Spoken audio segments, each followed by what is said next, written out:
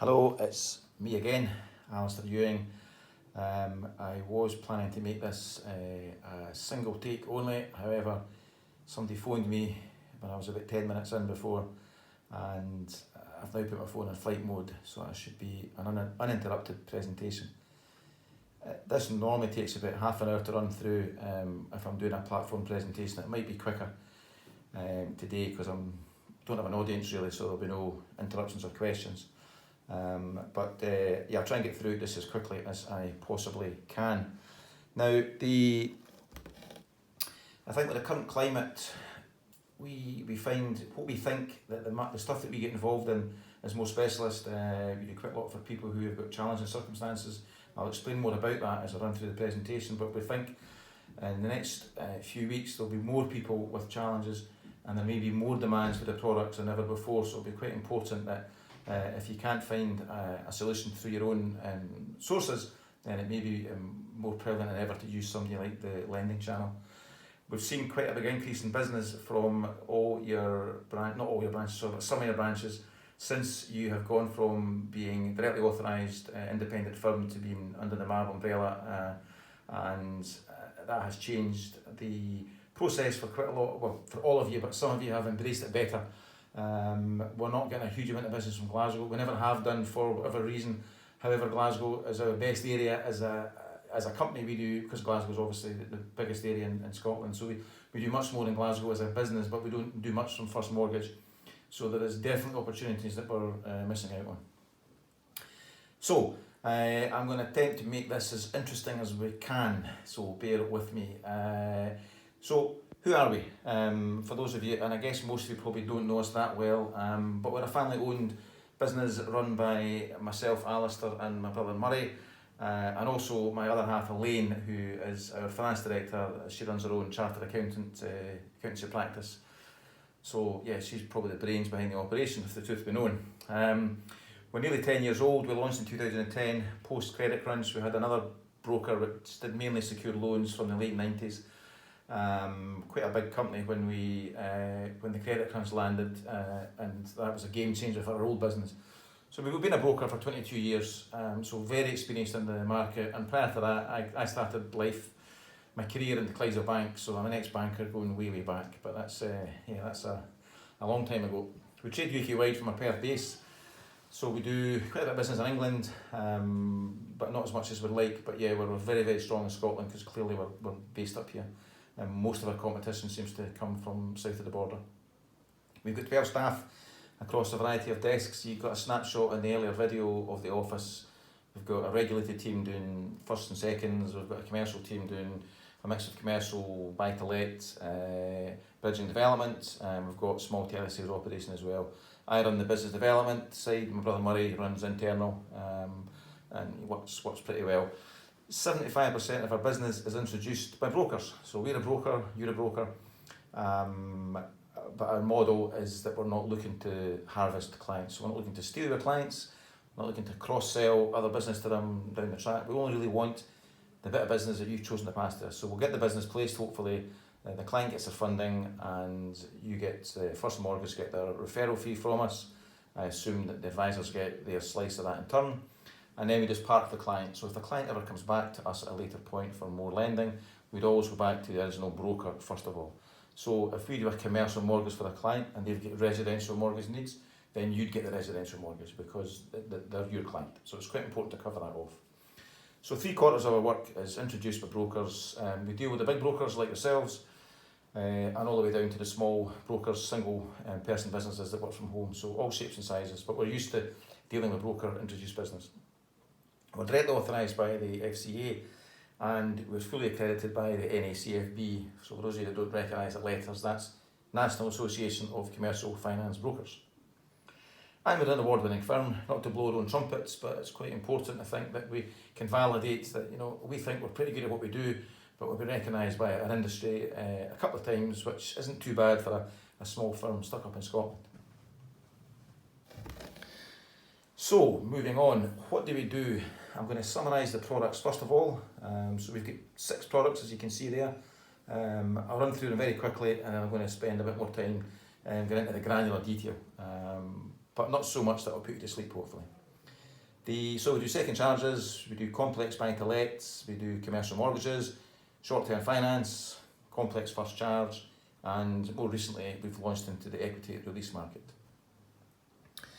So I'm not going to talk about them in any order as they're on the screen, but I'm going to talk about them and what I would think would be the simplest products first of all, from your perspective. Excuse me. So commercial mortgages, you don't do commercial mortgages as a firm, but we have done commercial mortgage business with First Mortgage, so I know that the branches get opportunities in those areas. A commercial mortgage, quite simply, is just a mortgage on a property that's not residential. It can be any type of it can be any type of commercial property. It can be an office, it can be a retail, so shop, it can be industrial, factories, it can be pubs, hotels, guest houses, restaurants, really anything at all that's just not residential. A commercial mortgage is split into one of two categories normally. It's owner occupied, so you've got a client who runs a business and wants to buy the commercial property. Either buy it or they want to refinance it away from another lender. And we also do lending into the investment space, so like a buy-to-let on resi, but it's commercial, so exactly the same process. We deal with all the high street banks, or most of them, and we have a panel of challenger banks as well. So we've got, again, as an independent broker, we've got complete access to the wider market. All we need from you guys, we don't need to set an appointment, you don't need to do a full fact find, we just need the lead. So name, contact details, and that's it. Maybe a brief summary of the case if you have it.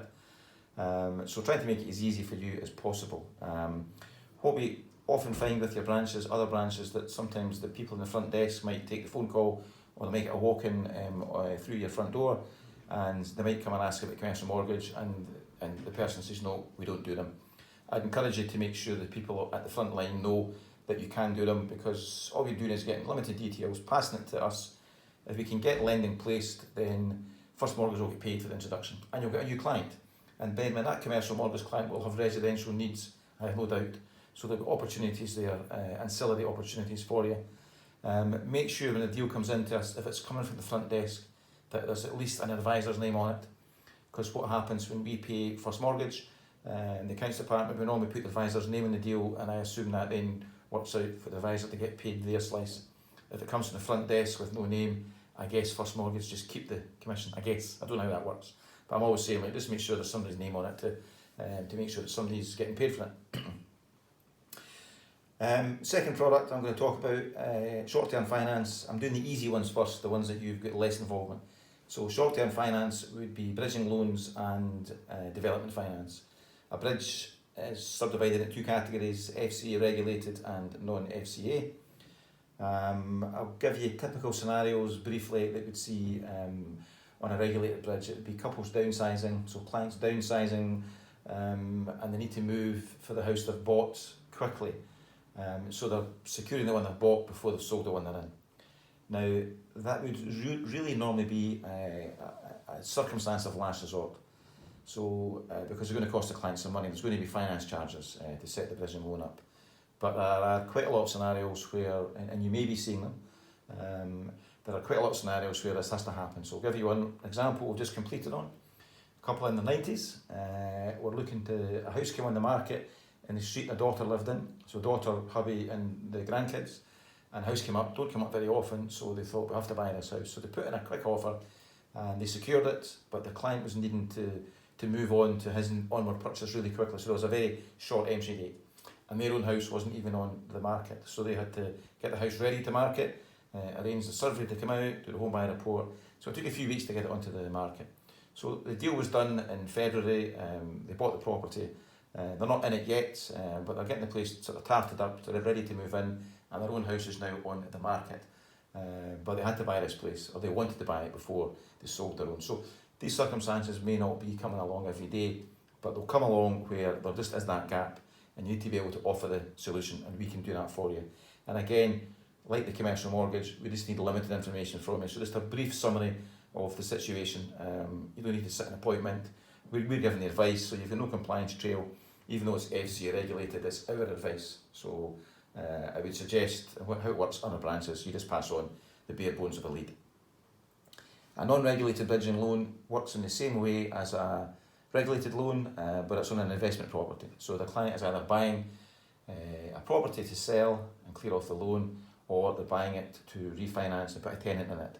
So they would take a bridging loan to buy it and plan to put a tenant in, and then get a buy-to-let mortgage would be the exit vehicle for the bridging loan, if that makes sense. There always needs to be a viable exit for a bridging loan, and it's either the sale or the refinance. Typical rates on bridging, the regulated stuff is still more expensive than mortgages, but it's a lot cheaper than it used to be. So a typical rate for a regulated bridge would be roughly 6% a year. So it's roughly twice mortgage rates, so it sounds expensive. And there are set-up costs, lender arrangement fees, legal fees, valuation costs. So it can look expensive for the client. However, it's not a like-for-like comparison with mortgage funding, because the loan will last for a much shorter period. The facilities are set up generally over 9 or 12 months, but the client is only paying interest for the period that they've got the loan. So let's say they settle the loan off in day 42, for argument's sake, they pay 42 days interest. If they settle off after 3 months, they'll pay 3 months interest. There's no early repayment charges in most of the products, so the fees tend to come at the front end when the client's going into this type of facility. So I'm giving you the background really just so you're aware of the opportunity, not that you'll be selling these loans yourselves, but I think a bit of background helps if you've seen a client and you understand what might be available in the wider market. They're quite lucrative in terms of the prop fees are quite generous, so that it's actually worth your while finding those leads where you can.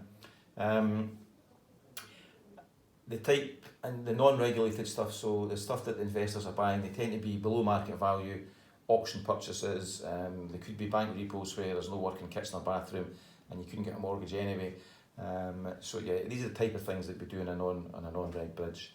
And development finance really speaks for itself. That's a product where we're doing lending for people that are buying, developers that are buying land, any size of project, any number of units, brand new houses, like your new build with your big builders that you've got relationships with, but just on a smaller scale. So we can do all that stuff. So again, limited information is all we need from you. Product 3, complex buy-to-let. You'll do buy-to-let as a business, not sure how much your branch is doing.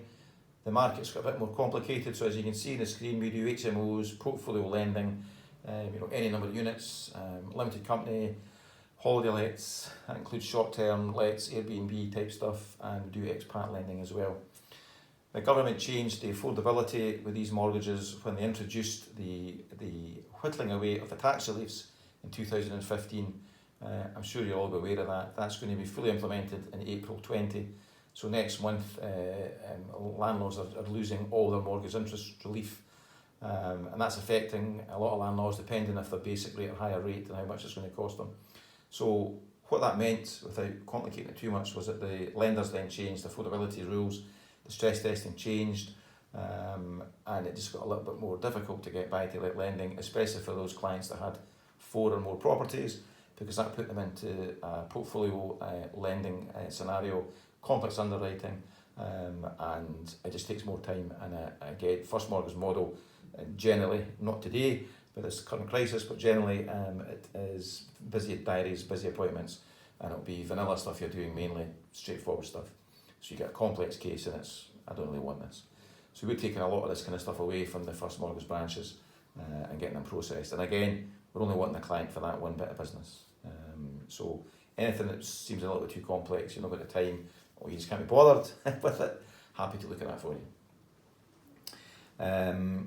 Complex first charge, it's what we call complex first charge. It's really the stuff that we're getting would be finance declines, stuff that's not fit affordability, lending into retirement. We do quite a lot of the complex stuff. You could probably do it yourselves given the time to find a home for it.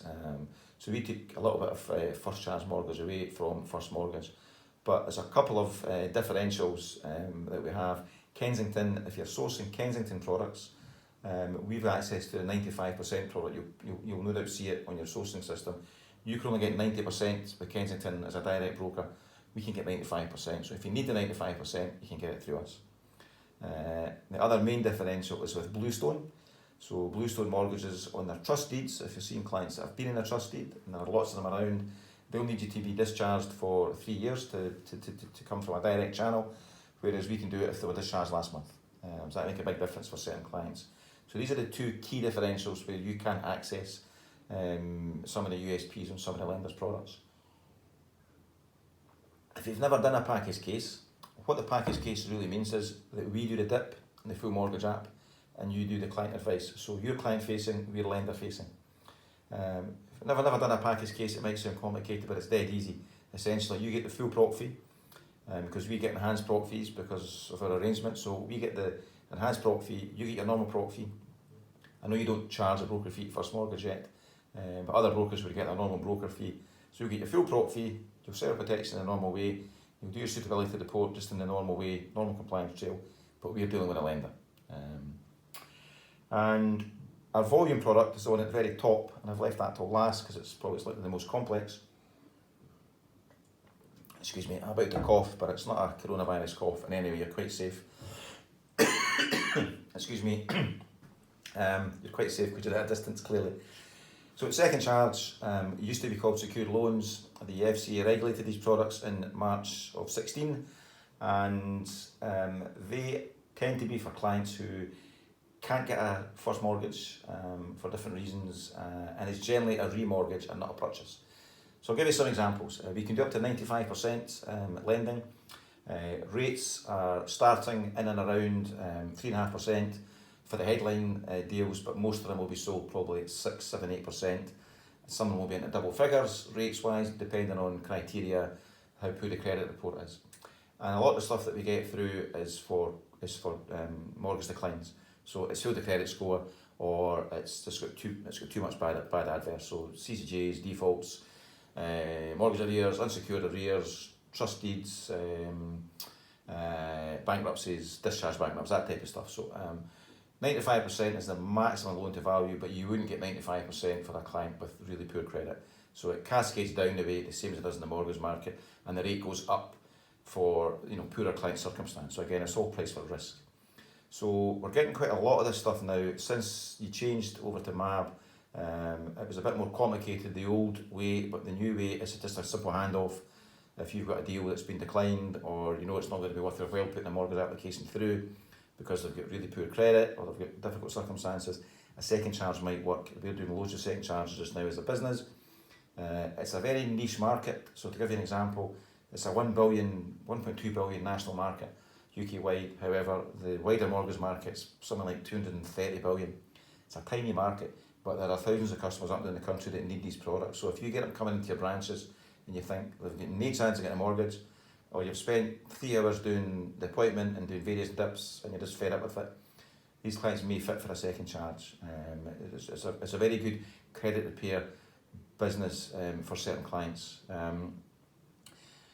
But it's not just clients with credit profiles that are bad that we deal with. It's a bit of a misconception. It's only for people that are credit impaired.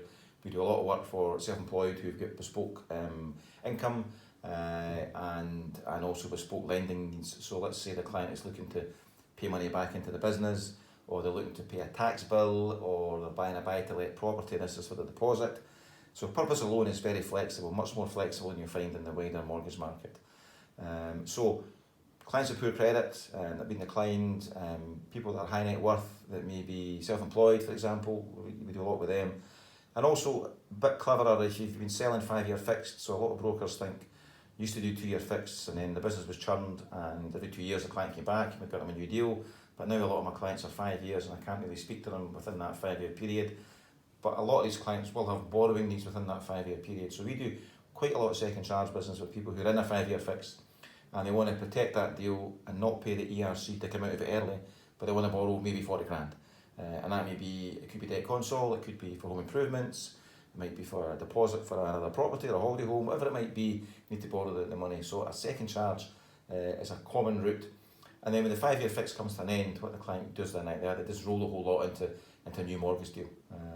There's a good way of dealing with clients that maybe you think, oh, I can't do a deal with them because they've got 3 years left on their current deal. And the last little thing there is product transfers. We do quite a bit of second charges where the broker has done the original product transfer, So it may be that you can't get them a deal in the wider market for whatever the reason is, but a PT is going to work. So you do the PT, you get your full prop fee in a lot of cases, but the client has other lending needs. We can often do the second charge behind the product transfer, and then you get 2 bites of the cherry. So you get one deal at your main lend, and you get a second deal with the second charge. So it's just thinking outside the box sometimes with these type of products. The last product is at the bottom, is equity release.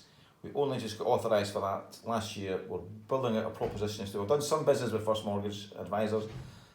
I'm not clear where you are on that curve just now, whether you're doing it yourselves yet.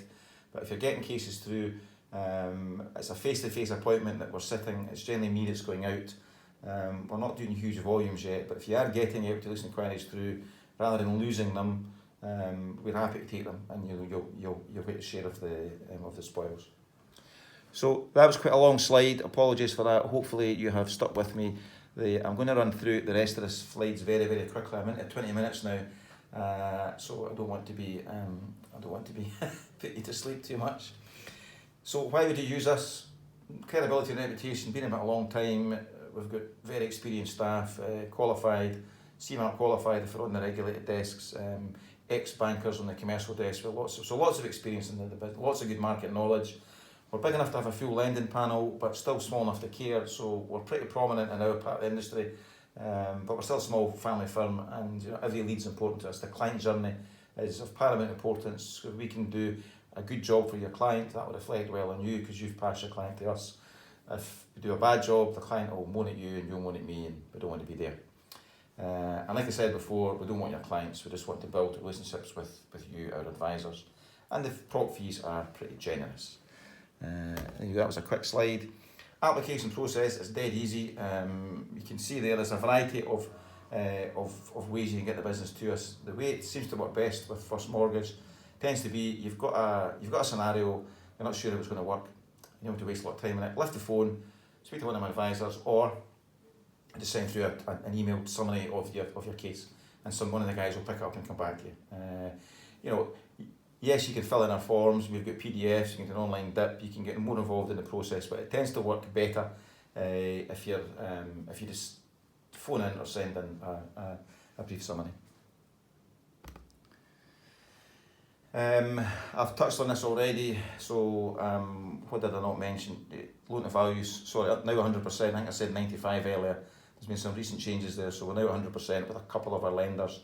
There's no upfront fees, I didn't cover that before. Loan size 10,000 to 2.5 million. We've done them as high as 300 grand. Our typical loan size is about 40 grand in a second charge. It gives you kind of an idea. So I'll move on from that. So I told you I was going to go through this quickly now. I've got some case studies there. I'm not going to run through these case studies. I would do it if this was a platform presentation. You can read these at your leisure, and that gives you an idea of the type of stuff that we do. I think a couple of these case studies were from First Mortgage. I can't remember which ones actually, but a couple of those have come out of some of the First Mortgage branches. So they're definitely clients that you're seeing in your branches, and you will see them in Glasgow. And I've got some pictures, so I thought we'd make it a little bit more interesting, because usually when I'm in front of people, it's just trying to keep the PowerPoint lively. Sometimes finance is difficult to keep lively. So this gives you an idea of some of the stuff we've done before. This was a development I did in Edinburgh 2 or 3 years ago, where the client was buying an old Printworks, that old ramshackle building you see there at the water of Leith. He was going to turn it into 6 townhouses, 3-storey townhouses was what his dream was. And I looked at this, I went to see the place with him in a miserable January, peeing down with rain. I thought, really? I don't share your vision. However, he's the developer, we were just the broker, and yes, he turned them into, I don't have any viewed external pictures because of the way the landscape is now, but that's an internal picture of one of the developed units. They turned them into 6 3-storey properties. They sold them all. They sold 4 of them and kept 2 in the family. They sold them for about 850 grand each. We did them a 1.6 million loan through a lender called Golden Tree Finance. You'll never have heard of them, I'm quite sure. So again, that lead came from a broker in Hamilton, and he didn't think there was a deal there. But we turned it into business. Clients were very happy. We've done future business with the same client, and the broker's been paid for each deal that we've done for that client. So moving on to next sort of case study. This was also in Edinburgh. I know I should maybe have picked some Glasgow cases today, but anyway, This was a lady developer who bought a bit of land, and this is the beginning of the build on the left. He completed 6 flats on the right hand side there, and that was a deal that she was selling to a housing association, it's social housing, and she did the deal before she got the lending. So we looked at the deal that she'd done, and there was an agreement for the social landlord to buy the whole lot when it was completed, and that was the exit for the lender. And she raised 300 grand with one of her banks to do that loan.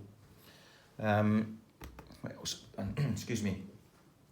The bridging loan I mentioned earlier, the couple in their 90s, that was actually not far from us, our office in Perthshire, and that's the one where they had to buy the house in their daughter's street, and this was a house that they were selling in Perthshire, so again just a bog standard property they lived in for a long time, and they borrowed £150,000 with one of our lenders to get that one done.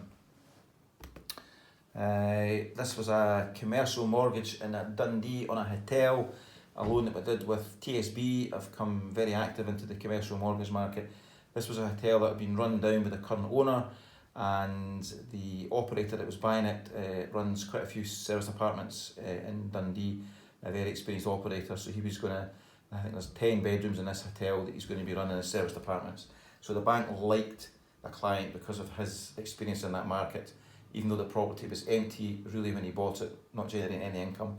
So we did him a £259,000 commercial mortgage with TSB. And I think this might be the last case study, up in Aberdeenshire. I know I'm not getting Glasgow deals, how remiss of me. Because we're not getting enough from First Mortgage Glasgow, that's what it is. So £128,000 commercial mortgage, and that was with Royal Bank of Scotland, I think. And that was just on a pub up in Aberdeenshire. So sometimes the pictures just help bring to life what we actually do. Well, hopefully it brings it to life. And the complex buy to let I described in earlier slides. These are just examples of some of the deals that we've done. Again, you can read these at your leisure, but our biggest deal we've done to date as a company, we did a 5.2 million loan with Bank of Scotland in 2018, I think it was. That was for 44 student lets in Dundee for a very experienced student let landlord. We paid off a Royal Bank deal at 3.5 million and a Shawbrook deal of 1.7 and combined it to a 5.2 million deal. So obviously, like a lot of these, bigger deals, bigger prop fees, everyone's happy when they get the big deals through. So they are out there, so keep your eyes peeled for them. And that's just a still of our office that you saw earlier. Guys are all, supposed to be hard at work. And that's me reached the end of our presentation. Hopefully this format has worked. So if you've got this far, and maybe you all haven't, but if we're at 28 minutes now. So thank you for bearing with me. My contact details are not in the presentation, so you'll need to write these down. So obviously Alistair Ewing, email address is just AL, that's at thelendingchannel.co.uk. Send your inquiries to me, but if you want a quicker answer, you're much better using the inquiries email address and copying me in, and that's just simply inquiries@thelendingchannel.co.uk. Our office number, our main number is 01738 583 008. My mobile number is 07980 904 610, and hopefully I will be in Glasgow at some point soon when the dust all settles on the current crisis. So everybody stay safe, keep positive, and let's keep the wheels turning. Thanks for listening.